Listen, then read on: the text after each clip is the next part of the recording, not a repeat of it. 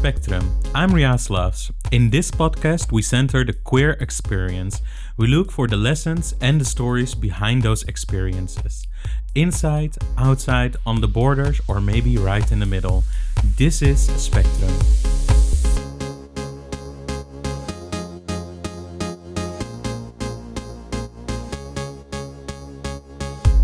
Through a personal meeting and an in-depth conversation, we shine a light on interesting subjects. And hi, I'm Ria's Loves, your host for this podcast. I'm your activist queer from The Hague. Be warned, a lot of queerness in this podcast.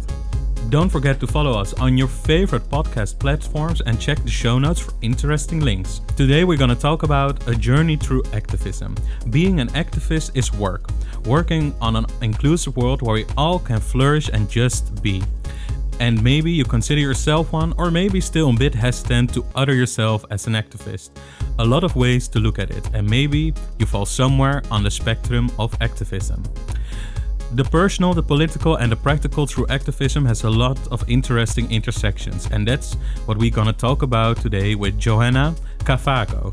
Joana is many things, and for me, definitely a queer beloved.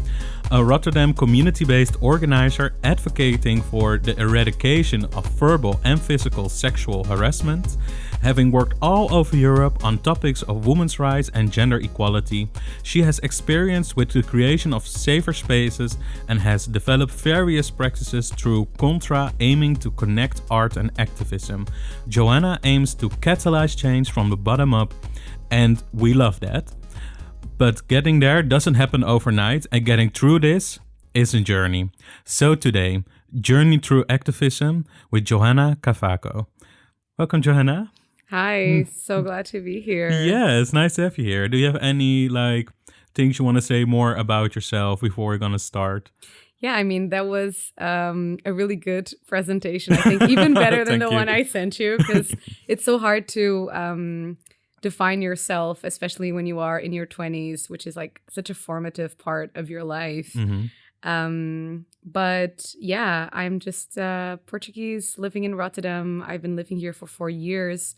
And in those 4 years, a lot of things have happened. Yes. And I guess I'm just a human like everyone else, trying to figure out themselves in this crazy world. Yeah. And I also know you have 2 lovely cats and an Instagram for them. I do have 2 lovely cats, Milky and Jelly. Please follow them. They need attention, not their owners. But yes, I have 1 cat and my roommate has another one. So it's perfect. Okay. With that all aside, we can start with the queers we love. And you brought a lovely list of the queers we love. With which one do you want to start?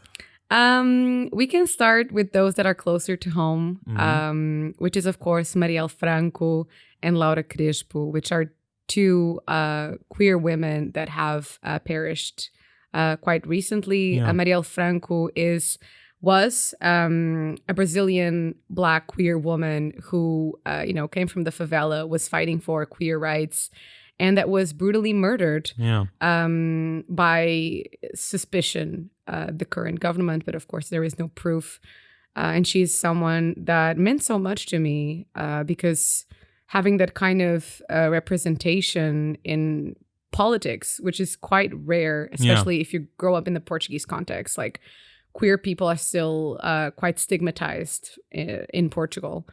And even though she was from Brazil, it was someone very important to me. And I always like to remember her also for the movement that she started in Brazil with her widow, Mônica Benico, who is now becoming a politician because of all this. Oh, okay.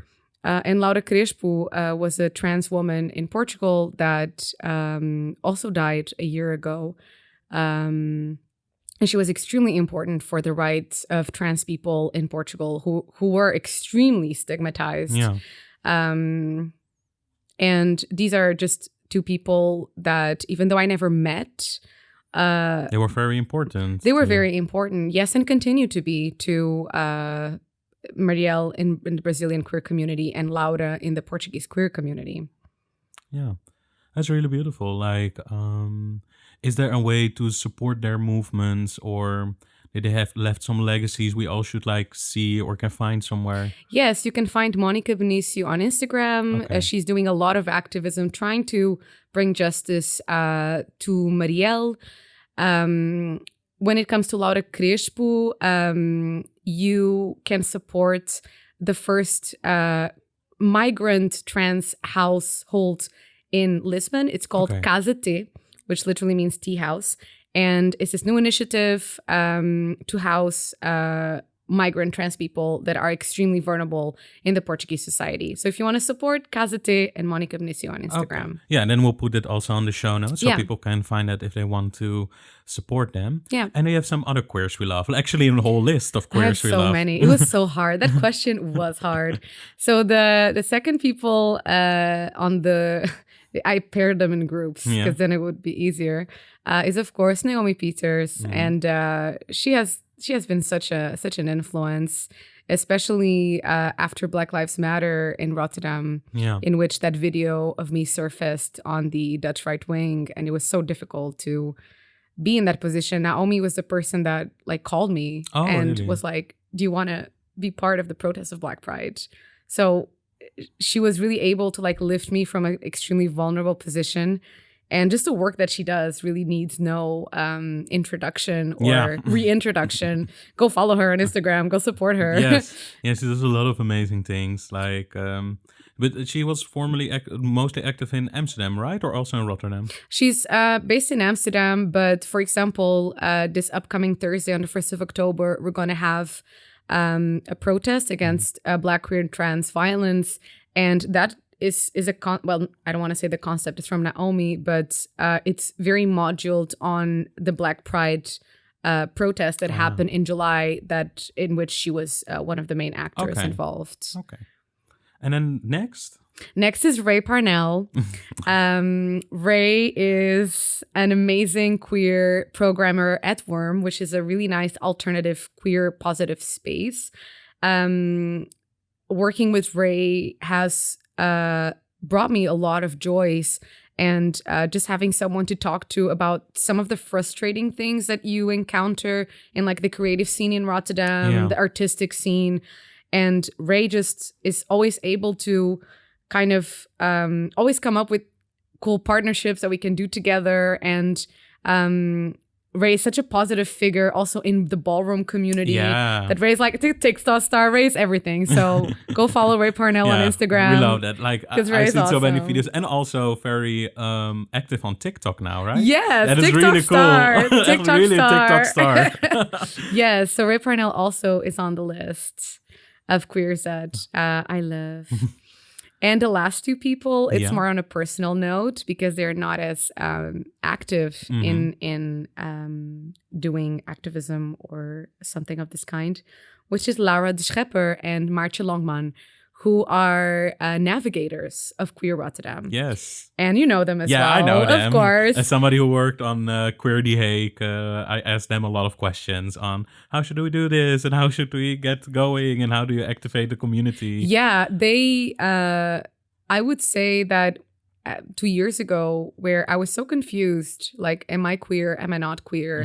Laura and Maartje were the people that kind of kept pulling me to queer things. So I feel like bringing you to the queer side. Yeah. So I feel like they knew something that I didn't know yet.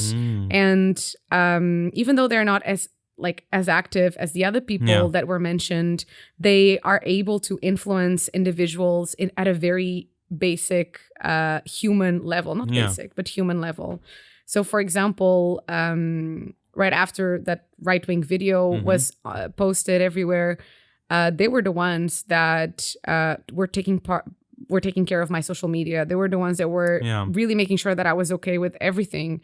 And they're a very big part of this queer care system that exists in Rotterdam. Yeah, also when the COVID breakout came, you saw, I saw the both of them in Queer Rotterdam really active in the support list and trying to find ways to help each other out. And it's really, how should I say it? It's really revolutionary because you don't see that around you.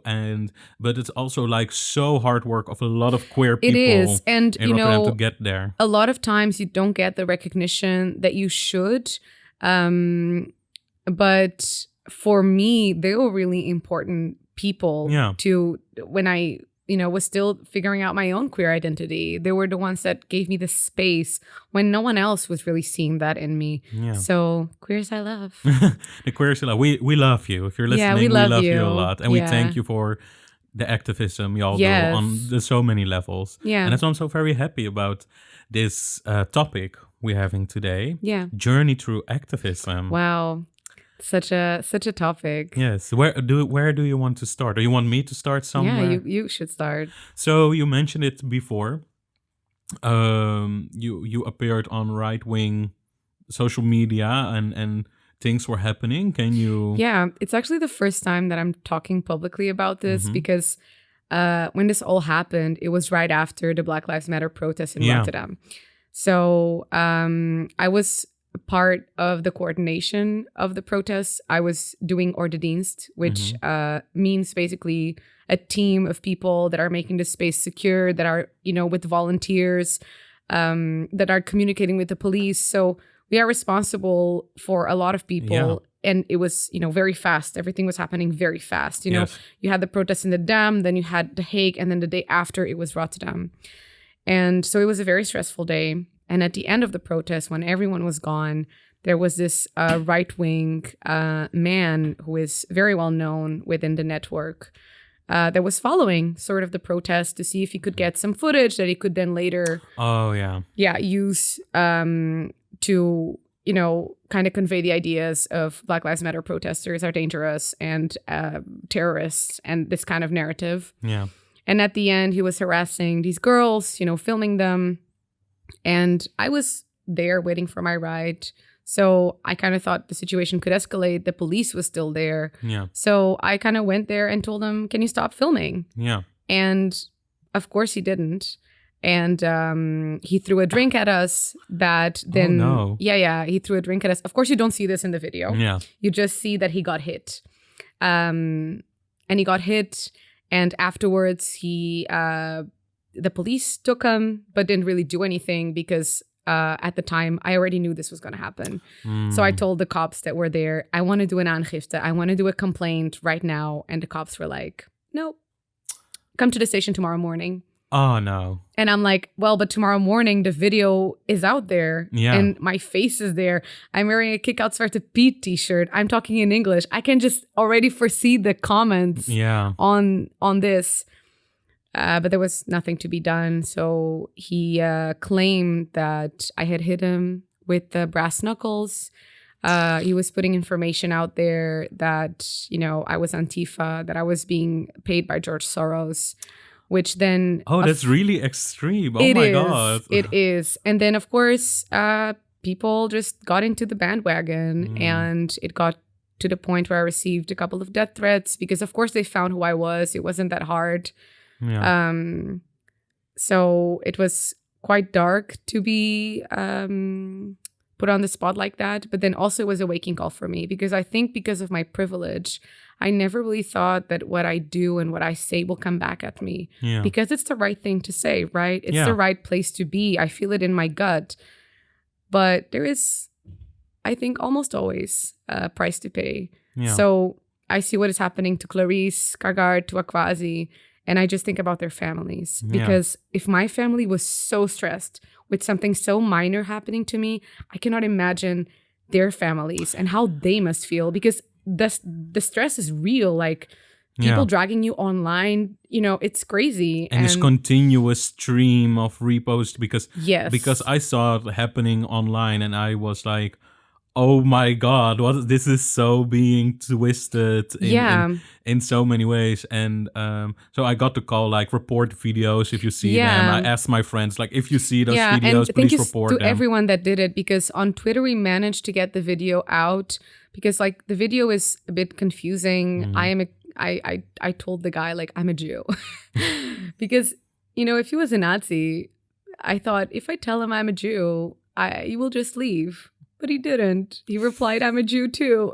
And I'm like, well, then why are you being a Nazi? It just doesn't make sense to me.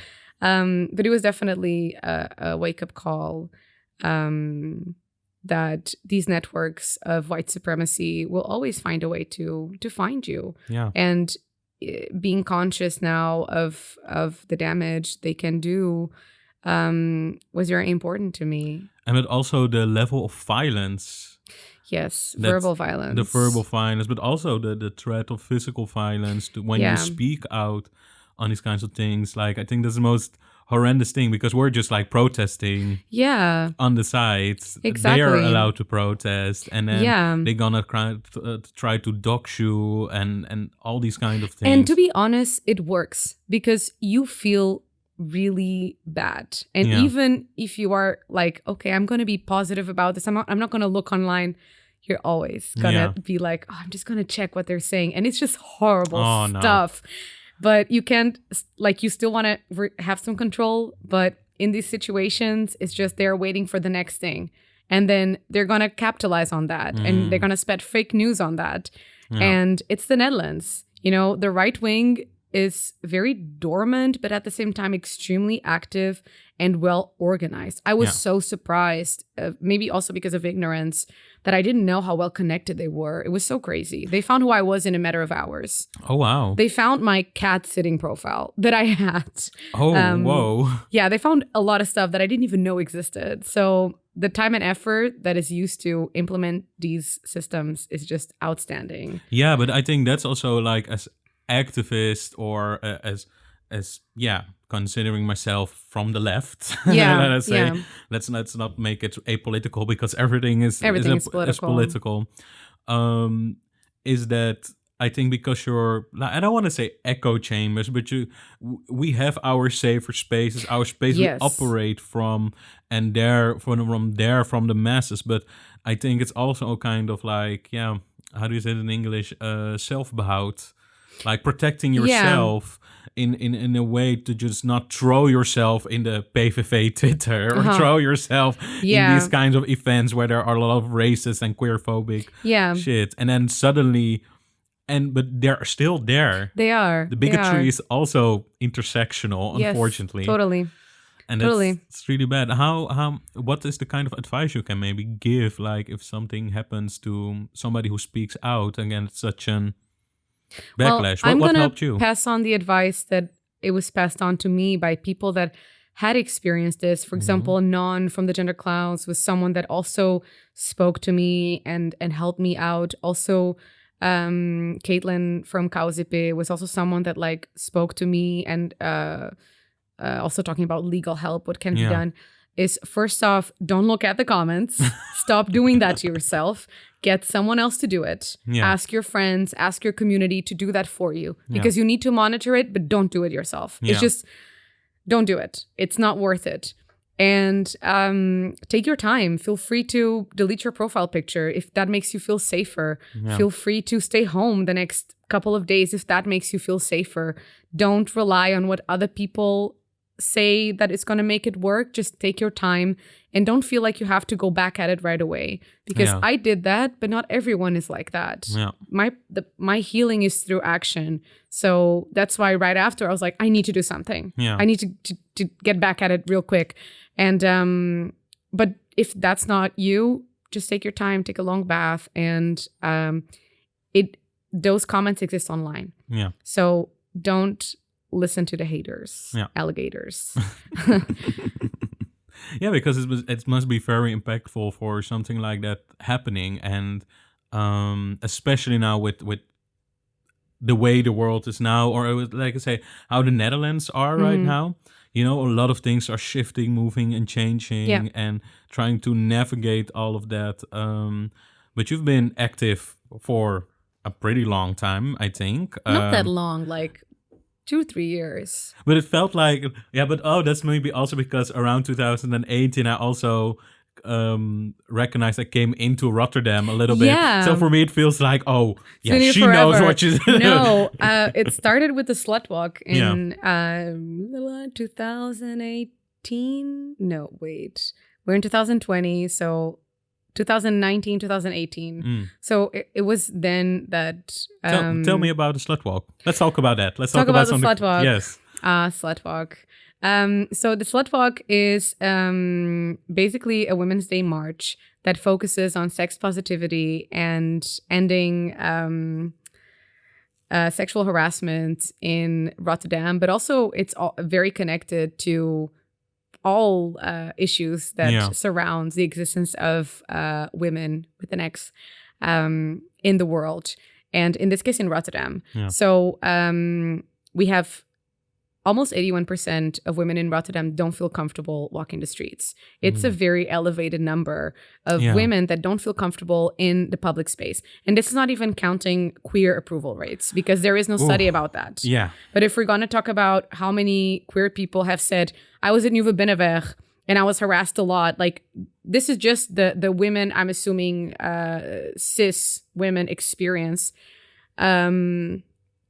So at some certain point, we thought, don't we just organize a slut walk? We have no idea what we're doing, but let's just do it. Yeah. Let's just find a common ground and do a little march in the city. Of course, it's not as big as the Women's March in Amsterdam, which gathers thousands of people, but not everyone has the money to go to Amsterdam. No, exactly. So why don't we do something in Rotterdam? It's not going to be as big, but let's do it. Yeah.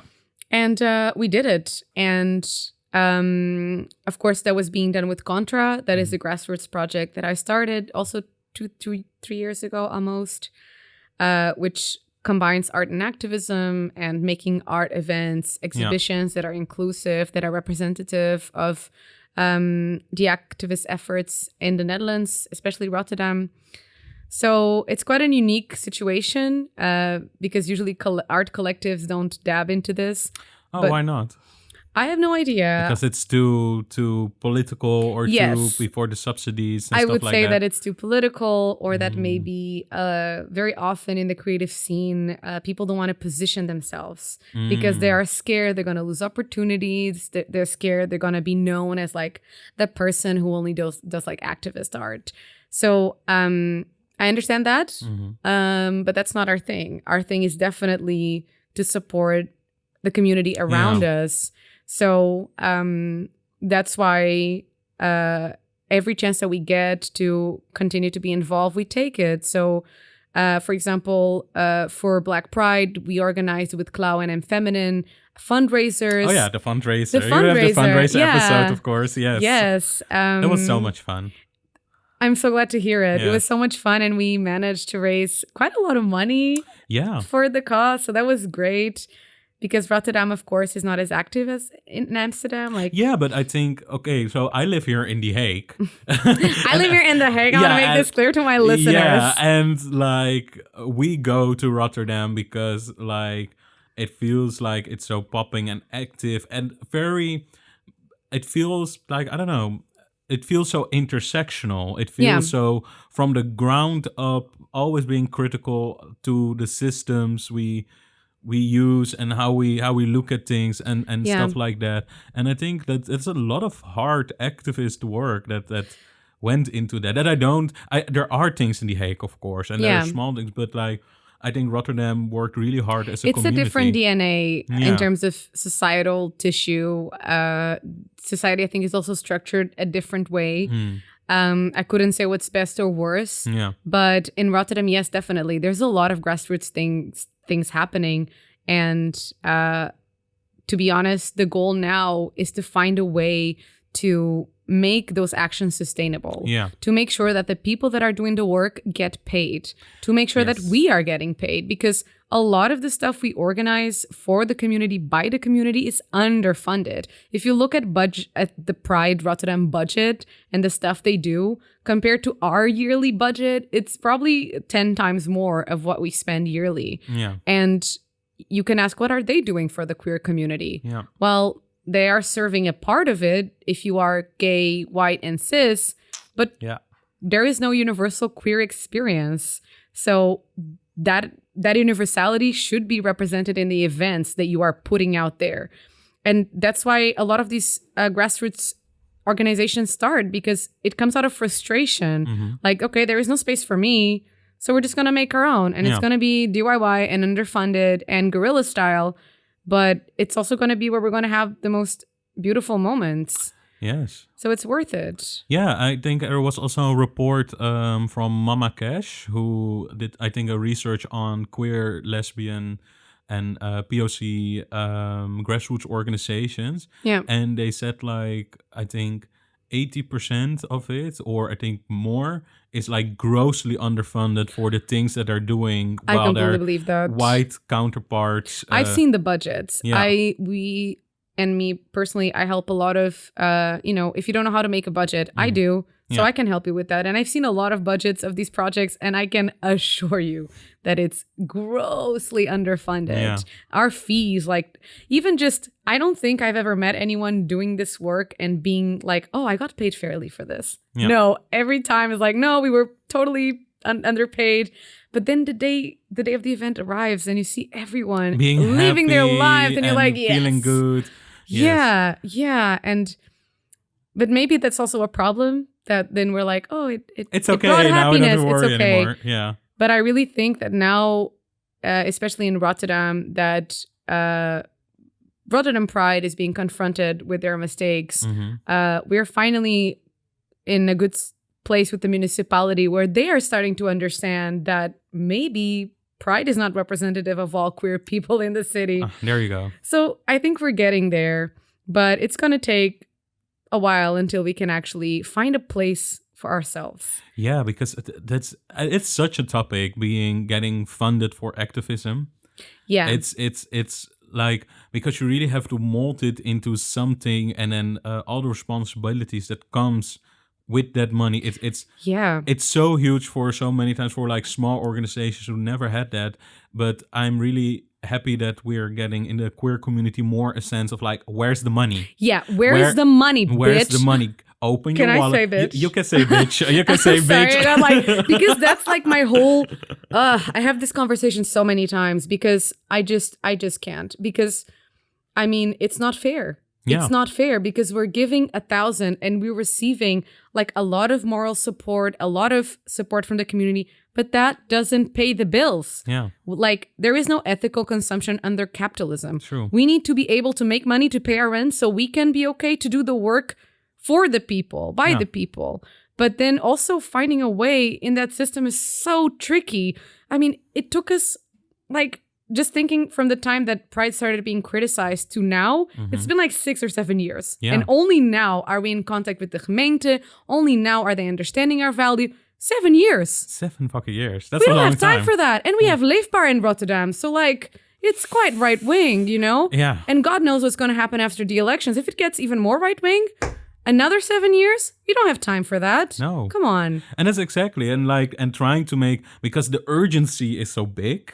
Yeah. And we feel the urgency with all of us. And it's like, for me, I first learned about, because first I was of the, how do you say that? I was like, activism and fuck capitalism, and like, of course, fuck capitalism. Oh, yeah. But it was like, oh, but you never should get money for activism or the work you do in it, because it's not clear. That is 19-year-old me. Yeah. I've been there too. Yeah, We've all been there, I think, at certain point. Because you spring it from a way of idealism. Yeah. But also in this, it's a part, we also have a responsibility to say, like, this is the money that we want for it. Yeah, for sure. And it's sort of a race to the bottom, you know, what happens usually, because, okay, if I'm going to ask 150 euros, that's fine. But then someone else will accept the 50 euros or the 30 euros that someone else is offering, because they offer exposure and it's an opportunity. Yeah. And then it's like a vicious cycle until no one is going to pay us what we're worth, because there is always someone that's going to say yes. Yeah. And also, as a community, we need to do better at informing each other. Like, okay, I worked with this space and I had an extremely negative experience. They're anti-Black, they're anti-queer. Speak about it. Yeah. Because then you're going to see someone you love that is doing amazing work with that organization. You're going to be like, oh, they shouldn't be working there. But they don't know either. Yeah. So, you know, it's that, your own dignity, but also the people you are working for. Yes, I'm very lucky that I know somebody here in The Hague that always always when I have like a job, I always go to them first. They like your screen, like, okay, what do you think of this person? And they're like, no, they problematic. Stop it. I was like, Yeah. thank you, because they're not gonna they're gonna underpay you. They're not Yeah. nice to you. You get nothing out it. And so the thing, it's also a thing a little bit about balance, because of course, when you're starting with speaking or activism Yeah. or media or stuff like that, of course, there's gonna be that some things you're not gonna do for money because it's for yourself, more a learning Yeah. situation. But I think it's very important that you as a person find a balance. Yeah. But I think it's also very important for the institutions to, or like how I think institutions should change, that they help you with that balance, and they're not gonna try to pull and extract as much Yeah. out of you, while they're not giving any practical something in return. Yeah. If it's not money, make it practical. Learn Yeah. them something that they can in the future grow in that. Because I know, and the thing is also, if it's smaller organizations, you know, who I really hold dearly and I really believe in it, and it doesn't ask a lot of me, then I'm okay-ish. But the moment it's a white institution, it's a theater, it's a municipality thing, like, open your purse, get Yes. your wallet, And I can pay tell you us. that even the municipality will try to yes. always get free advice. Yes. Oh, but it's just advice. Yeah, but that advice requires me to get into my pain. It requires labor. Why would I do that for free? Yeah. No.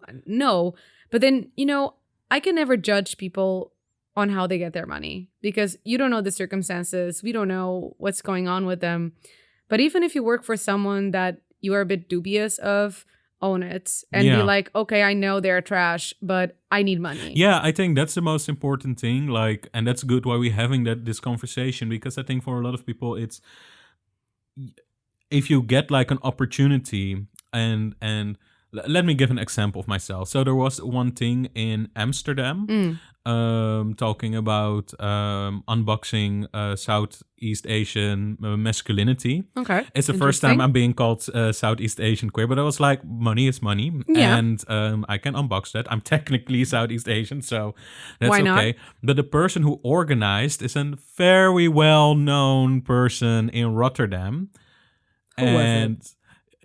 I'm not gonna say his name. Okay, fair enough. But we all know the stories, and if you don't know, follow some Instagram, so you will know eventually. I think I know who it is. But I see. Yeah, Sipping my tea here. So yeah, but then he organized that, and then some other people came to me like, hey, this person is organizing that. Like, yeah, I know, but this is the first time for me that I got like a paid panel. Yeah, thing. tell the truth. Like, I Yeah, need the money. yeah. You don't, like I said, there is no ethical consumption under capitalism. Like, we should strive to be better, but you shouldn't be judging someone else on how they get their coin. Yeah. Because this is a capitalist world.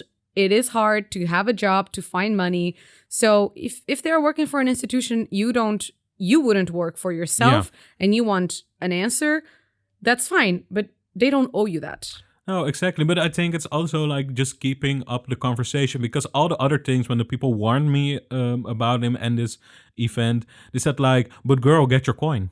Girl, get your coin. Get like, it. And get it. And get them to pay you double. Yeah. Play on that guilt. Usually works. Like, that's good advice. Yeah. That's advice I'll take. I called it milk the guilt. Milk the guilt, baby. Milk it. Milk it. Because it's true. They have guilt. And when we are doing fundraiser for like queer stuff, anti-racist stuff, it's like, milk them. They have the money. They feel bad. Bring in the tears, baby. I will cry all day. Like, if it means you're going to write that check and give us the money. I will use that. I will remember that. Yeah, I think for me, where it is really began about being paid within activism or advice or queerness or things like that, is that it really started for me with Olave. Yes. Olave sat with me and said to me like, you do so good work. I want you to do this, but you need to be paid. You need to be, and I want you to raise your prices. Just start asking prices because I don't want you to work for free. And I even dared back then when I was that age, like, oh no, but I do it out of idealism and capitalism. But later on, I started to notice when my medical job didn't work out, my when I really wanted to do this, I said, no, it's like, oh, but I really need to ask money for this. Or else it's in this society, if you don't get money for that, then I have to do something else. And then I can't work on this. Yeah, exactly. Then I can't do that. Yeah, it's not easy. I have 2 jobs. I study full time and then I work at a restaurant and I have a PA job. So, and this is just so I can afford to do all these things related to activism that don't pay much and often. And that's a real shame because in the ideal world, you could just focus on what you love and what you're talented in and what's your passion and do great. But because of the system we're in, that is not valued. Yeah. So it's hard, but I think it's worth it. It's definitely worth it. Yeah. And so talking about things you love to do, you love to bring art and activism together. Yes. Tell me about it. Tell me what, because I heard Kontra many times and I was like, oh, cool. And I love the stickers and everything. But tell me about. We do have good stickers. We do have great very stickers. Good stickers. Do you have some stickers on you, by the way? I don't. No, because I was supposed to. That's so annoying. I had a bag prepared. Well, anyway. Yes, art and activism. So I think there are many ways you can change the world, but I think art can be one of the most profound and powerful ways you can do it. Yeah. Of course, you need politics. Of course, you need to have a legal structure. Of course, all these institutional things are important, but art can speak volumes to people that have never heard about queerness, that have never heard about activism. So sometimes these big galleries, institutions don't want to show art that is political because they don't want to position themselves. They don't want to lose the mainstream audience that goes there to just be confronted with art they're comfortable with. Yeah. So but that's like also one of the functions I think art should have in our society. But believe me, some people don't want that. Like, really? I've had people walk out of performances because we were calling white people privileged, and we had literally people walking out because they were like, no, not for us. Fair enough, but there needs to be a space for this art. So the dream was to create events, exhibitions that would combine very different types of activist art. So someone who is doing something on women's rights, maybe someone who is also doing something on queer rights, and someone who's doing something on climate change, and have a sort of a curatorial experience where these mediums can be shown, celebrated, and the people that make them can have a great fucking night where they can just chill, enjoy each other, and have a good time. So that's where it came from. And we had the Contrafest, the first one in 2018, and it was so nice. It was at Roodkapje. We got a grant for it. It was really amazing. And then we noticed that people kept coming. So, you know, I've thought about not being like ending the project because it is very time consuming. Yeah. But then people keep coming, and there seems to be sort of the space, the societal also craving to have those moments. So why not keep going? And then maybe one day when the city has transformed and doesn't need this kind of stuff anymore, we can just disappear in the wind.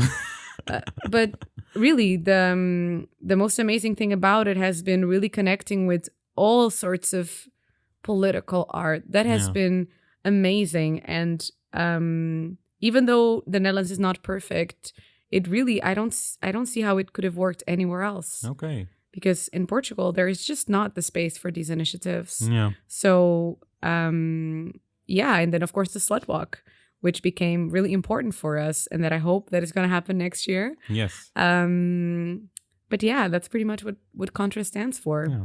I could remember like now the first time I went to the Slut Walk. It's the first time I took my partner for his very first march of something. Really? Oh my God. Yes, I love these stories. Yes, and he was like, okay, honey, what should I scream? It's like you see her, what she's saying, and I repeat it. Yeah. What do we want? It was so crazy. And it was really nice experience because he then saw also partially like how it lived under other people, and also for myself, like, you know, just because you cannot attend every march No. or everything. And you shouldn't feel bad if you Exactly. can't attend every single thing. Just saying. So that's really the thing. I think that's these kind of things are so important to form us. But we talked actually we're not in chronological order at all because That's we're talking fine. about a journey. That defines my life, not in Yeah. chronological order, Oh. I think. But then I still would like to know where, because I think the thing is with activism, it doesn't always have like an for people who when they do you call yourself an activist? Well, so I've had a lot of problems with calling I still now calling myself that. You know, when you sent me the title of the podcast, Yeah. I looked at it and I'm like, oh wow, the word activism is in it. How do Yeah. I feel about it? Because it always feels very performative, you know, because everyone can call themselves an activist. Yeah. Like, oh, I do activism. And then I'm like, oh, what do you do? I post stuff on Instagram. And I'm like, okay, fair enough. That can also be a way. But then do I see myself also as someone who does that? No. So am I an activist? I don't know. I have problems with finding names to represent what I am doing. But there is no origin story for me. There was no Okay. like moment coming from God, like, oh yeah, do it. No, it was slow realization of things that Yeah. could be better. And also coming from a very institutional background, like I did the European Youth Parliament, I was talking formal politics, European politics, and seeing the inefficiency of that, of seeing just a bunch of privileged kids talking about queerness and women issues, and then not having that, you know, an action connected to that. It all yeah. felt very superficial. Yeah. So at some point I was like, I'm done with this. This Yeah. doesn't bring me anything anymore. I'm not putting anything out to the world. I'm just teaching privileged kids how to act. And this is not what I want to be doing. Just for the proliferating of themselves and other people within Yeah, the system without exactly. actually changing or acting upon those changes. Yeah, or without facing the problems around them, you know, within their own organizations. Because usually these youth organizations that are a bit elitist are also extremely racist, sexist, queerphobic. But then you have to acknowledge that. And at the time that I stopped, that wasn't acknowledged yet. Now it's a bit better. But that's when it really started with Kontra, that I was like, okay, I'm doing this European politics thing, but it's not working. So I'm going to try to do something more practical. And maybe this is the way to do it. But it wasn't like I planned it or anything. It was just things happening slowly, trying to understand where to fit in and how to fit in. Does it also has maybe something to do with your relationship to experiencing and exploring your queerness, that it also triggers that? Yeah, exactly. Actually, do you remember when we met at Soft? Yes. So we had this talk that for you was a very important moment on your queerness, but for me as well. And that's the power of community, that two people that are experiencing queerness in different ways. Oh, I'm remembering now the makeup. You know, that I did your makeup, yes. and I was there as a volunteer at this queer party. And at the time, I wasn't even sure if I was queer, because I had this idea that being queer was being cis, white, gay. So I was like, I'm not that. I don't feel a connection to the rainbow flag. Yeah. But I like girls. But maybe that's straight, because especially with bisexuality, it's still very stigmatized that you're either a confused gay person or a confused straight person. Yeah.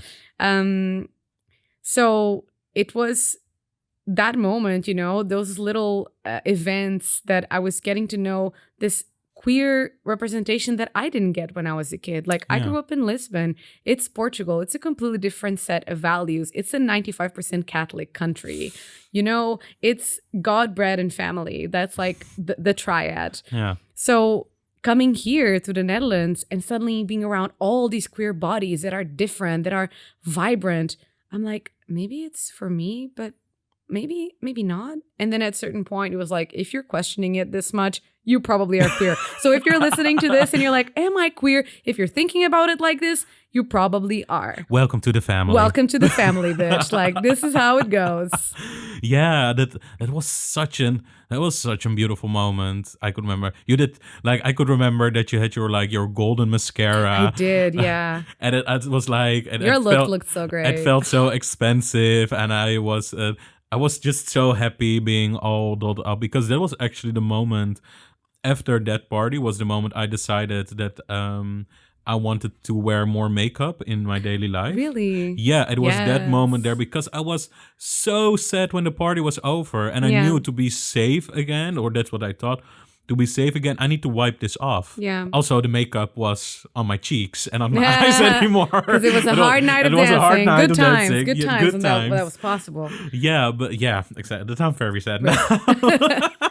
No, but it was really that moment realizing that I'm not safe in the status quo, and that also really solidified for me that feeling of queerness, because as a gay man, it's you travel through queerness so differently than everybody else. It's so automatically, if you talk about queerness or LGBT stuff, it's so centered around you that you, it's easier to find your way through these kind of things. But the moment you deviate from not trying to be this masculine as possible within the gay community, then a lot of things change.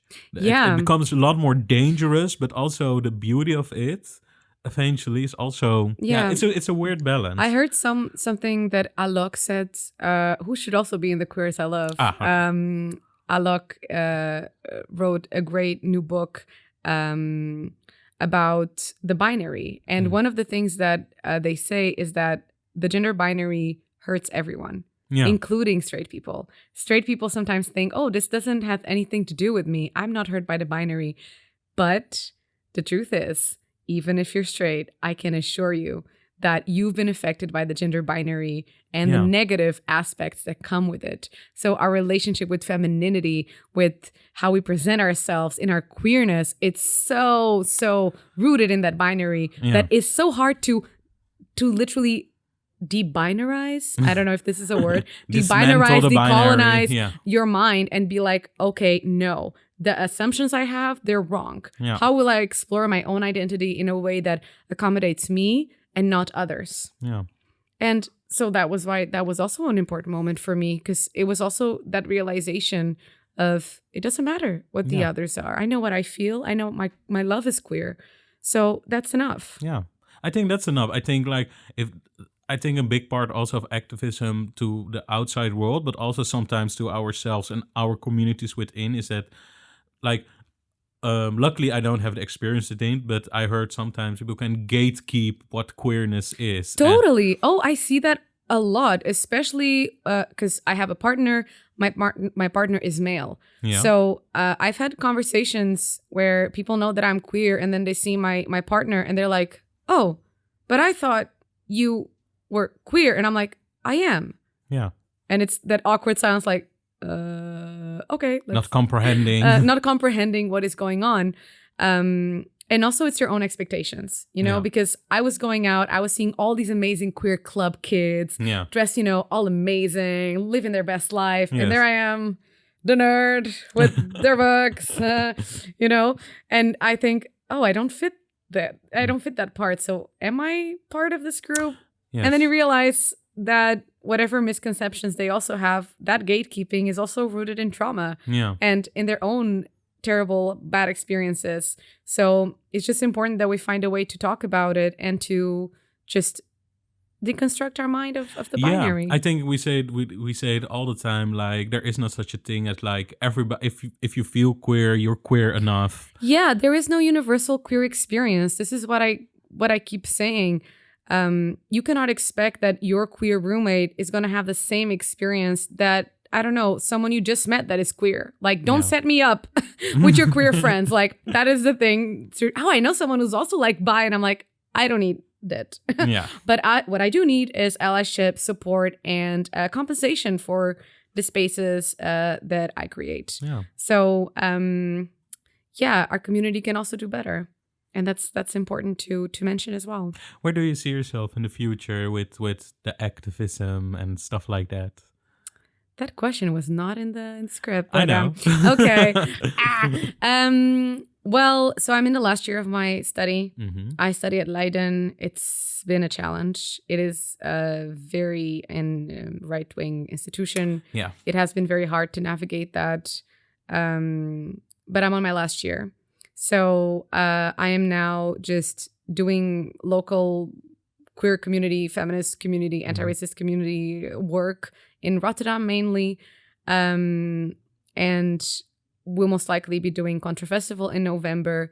But after my studies are done, I would really like to start working for an organization where I can gain experience and where I can also give back, because even though I'm still studying, I feel like I accumulated a lot of knowledge, and I want to pass that on, because I don't want to be in the streets all the time. It's very draining. So I want to dab into training people, making sure people passing the knowledge those things on, and teach people how to go to the police, what kind of position you take, how to organize this, how to train people. So I really want to keep focusing on education and non-formal education that is accessible, to make sure that the fight keeps going. Of course, it doesn't depend on me. That it's not like that. But I feel like I do have some knowledge, and I want to give it back. So pass it on. Pass it on. Now then, talking about the future, now we're gonna talk about my queer kid. Are you ready for that? You have a queer kid? No, the segment. My queer kid. Okay. You don't know what the segment is? Could you explain? We're gonna keep this in. My queer kid. So let me introduce that. Okay. We ask in every episode of Spectrum what they want to tell their queer kid. What is what they needed or wanted to hear? But what is what they needed or wanted to hear? As their inner child. What do you want to tell your queer inner child? What do they need to know? Wow, they need. Oh, girl, it's not gonna be in an episode like that. But if I had to sum it up, it would be follow your gut, because you already know what's going on. You are just scared and not. You're not in a space where that queerness is gonna be stimulated. So you need to find that space. And there are others like you. Like, you're not alone. And do what makes you happy. I think that's what I would tell my queer kid. Oh. And it doesn't matter what others look like. If, like I said, if you're wondering you're queer and you're struggling with it, you're probably queer. So just enjoy it. Find others like you and start making your own tables. It's those are the most important ones. Yes. Thank you very much for this beautiful episode. Thank you so much for having me. It's very lovely here. Where can we find you? Okay, so I have a private account on Instagram, but if I see that you follow sort of the same sort of people as I do, I'm on Instagram, Joana R. Cavaco, but definitely follow Kontra.Rotterdam. Then you can just be updated of the stuff that we do.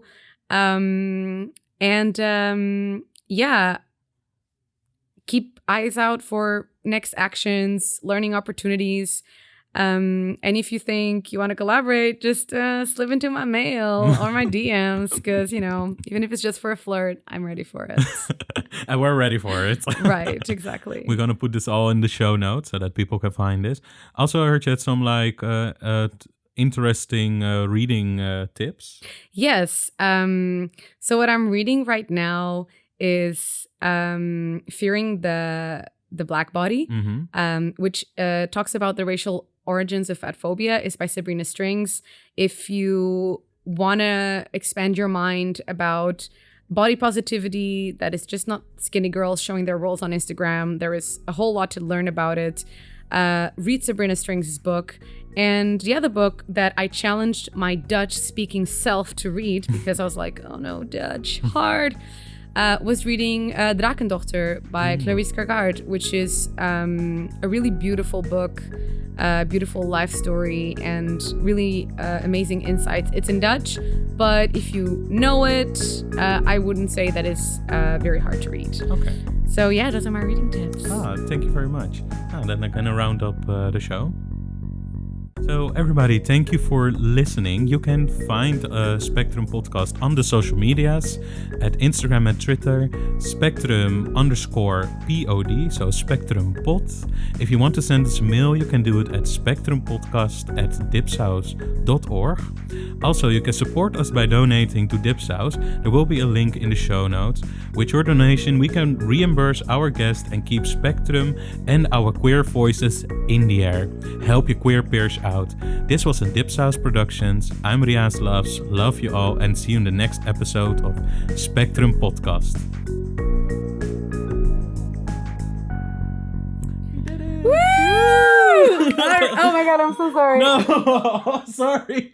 Yeah, that's very sensitive. I'm so sorry. And I was like, I swear.